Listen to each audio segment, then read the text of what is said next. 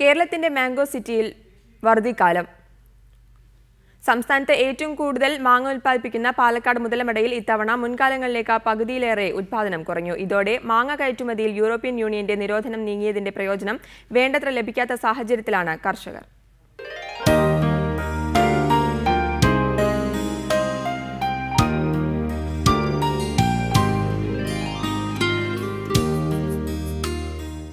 മാമ്പഴങ്ങളിലെ രാജാവ് അൽഫോൺസ്, മധുരം കിനിഞ്ഞിറങ്ങുന്ന സിന്ദൂരം, ഹിമപസന്ത്, കാലാപ്പാടി, ബെങ്ങനാപ്പള്ളി തുടങ്ങി 10ഓളം ഇനത്തിൽപ്പെട്ട മാമ്പഴങ്ങളാണ് പാലക്കാട് മുതലമടയിൽ നിന്നും പ്രതിവർഷം കയറ്റി അയക്കുന്നത്.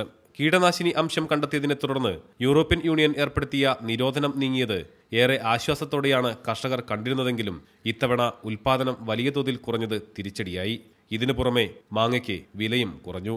മുതലമട, കൊല്ലങ്കോട് തുടങ്ങിയ പഞ്ചായത്തുകളിലായി 10,000 ഏക്കറോളമാണ് മാമ്പഴ കൃഷിയുള്ളത്. പ്രതിവർഷം 5,000 ടൺ മാങ്ങ വരെ കയറ്റി അയച്ചിരുന്നു.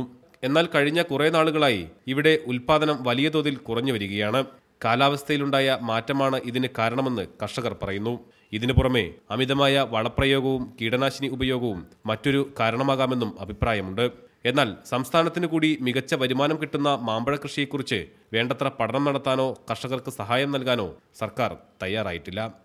റിപ്പോർട്ടർ, പാലക്കാട്.